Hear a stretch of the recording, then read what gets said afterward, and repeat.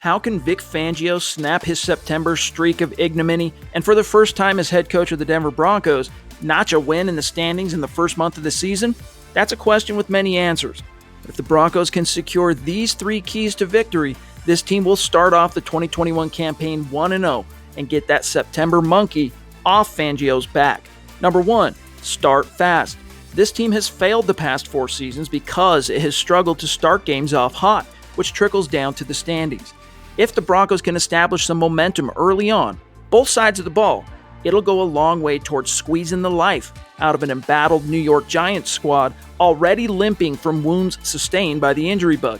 That means Teddy Bridgewater needs to get things cooking early and often, even if it doesn't result in touchdowns. You want to see those touchdowns, obviously, but the key is getting points on each of Denver's first 3 drives. The flip side to that coin is starting hot defensively and smothering Daniel Jones and company.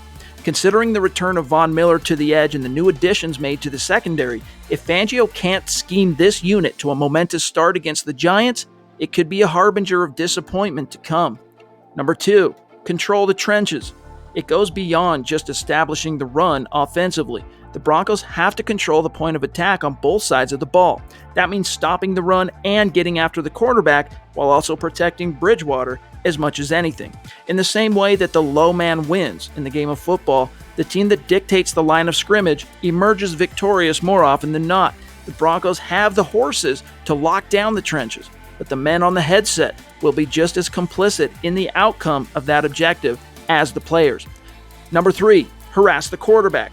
There's a good chance Bradley Chubb won't play on Sunday, and even if he does, he'll be limited. However, the Broncos can't let that hold them back from getting after Daniel Jones.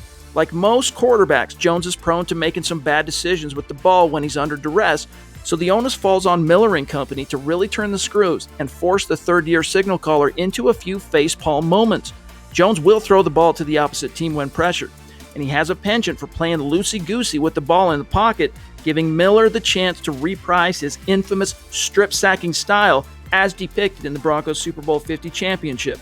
After finishing minus 16 in turnover differential last year, the Broncos hedged their bet on the giveaway front by throwing in with the ostensibly more conservative quarterback Bridgewater, erring on the side of the higher floor rather than ceiling. Hopefully that comes out in the wash, but taking the ball away can only help Bridgewater and company put some points on the board and play smart with the ball.